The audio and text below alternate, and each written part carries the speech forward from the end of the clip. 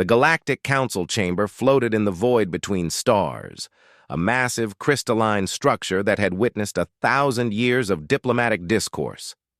Today, however, diplomacy had died. Commander Anna Chen stood at the observation deck of the Indomitable, her dark eyes scanning the holographic display of the battlefield ahead. Beside her, Tactical Officer Leo Morrison worked frantically at his console, his fingers dancing across haptic interfaces. "They're getting slaughtered," Leo muttered, his jaw tight. On the display, the Vacrian defense fleet, 300 ships strong, crumbled before the Kreth armada like paper in a firestorm. "How long until we're in range?" Anna asked, her voice steady despite the chaos unfolding light years ahead. 12 minutes. "But, Commander," Leo hesitated. "We weren't invited.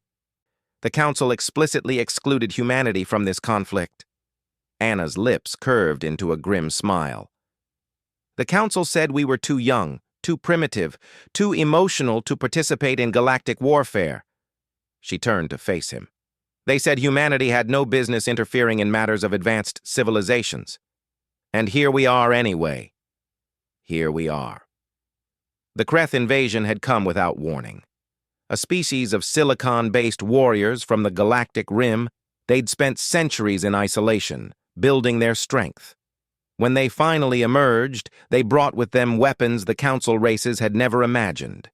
Planet crackers, star poisoners, reality distortion drives that turned entire fleets inside out. The Vacrians, proud insectoid beings who'd once called humanity barely sentient apes, had been the first to fall. Their crystalline warships, powered by exotic matter and quantum processors, should have been invincible. They weren't.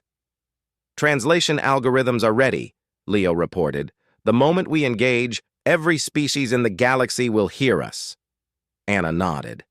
Behind the Indomitable, 300 human warships materialized from slipspace, a fleet that shouldn't exist, carrying weapons the galaxy thought were impossible, crewed by a species that wasn't supposed to be here. The Kreth didn't fight like Council races. They used mathematics as weapons, reprogramming enemy ships mid-battle. They deployed dimensional anchors that froze vessels in place. Their tactics were flawless, their technology overwhelming, but they'd never fought humans before. "All ships," Anna's voice cut across every channel, translated instantly into 3,000 galactic languages.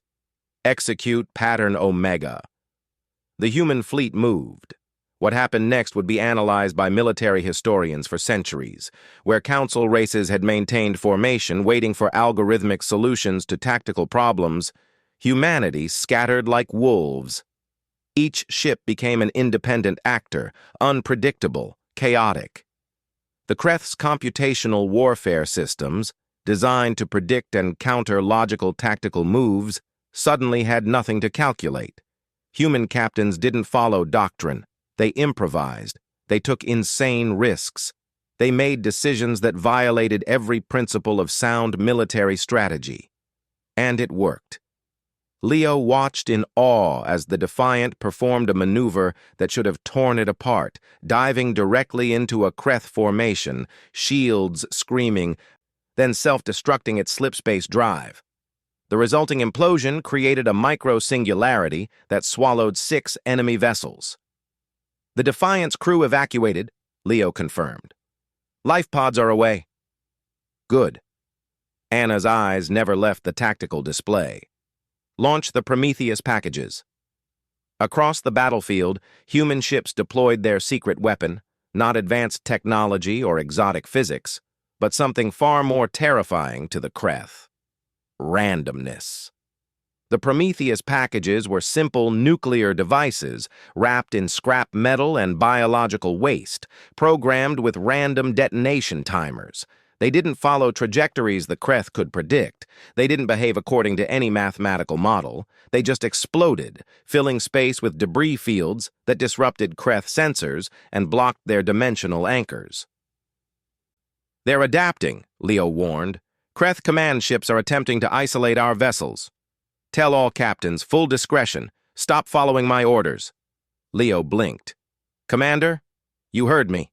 Every ship fights independently. No coordination, no patterns, no predictability. Anna leaned forward. The Kreth's advantage is their ability to predict and counter organized resistance. So we stopped being organized. It was madness.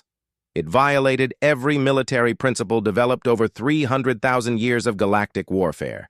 It was perfectly human. The battle that followed defied description. Human ships attacked from impossible angles, retreated when they should have pressed advantage, regrouped in formations that made no tactical sense. Captains made decisions based on intuition, on hunches, on pure instinct. The Kreth computational matrix crashed trying to process it all. Their command ship is withdrawing, Leo reported, disbelief in his voice. Multiple Kreth vessels are retreating. Anna allowed herself a breath. Around them, the surviving Vakrian ships hung in space, their crews no doubt staring in shock. A communication request flashed on her screen. Vakrian command frequency. Let it through. The insectoid face that appeared on screen had compound eyes that shimmered with something that might have been respect. Commander Chen, the Vakrian Protectorate acknowledges its debt. You came when no one was meant to arrive. You fought with weapons we do not understand. Not weapons, Anna corrected. Chaos, unpredictability, emotion. Every trait your council said made humanity unfit for the galactic stage. She smiled. Turns out those are the traits you needed most. Leo ran damage assessments, tallying their losses. 23 ships destroyed, 47 severely damaged. But the Kreth were gone, and the Vakrian homeworld was saved. Commander, he said quietly, the Galactic Council is requesting our presence. Emergency session. Anna turned from the window, where human ships regrouped among the stars. Tell them we'll attend. On our terms.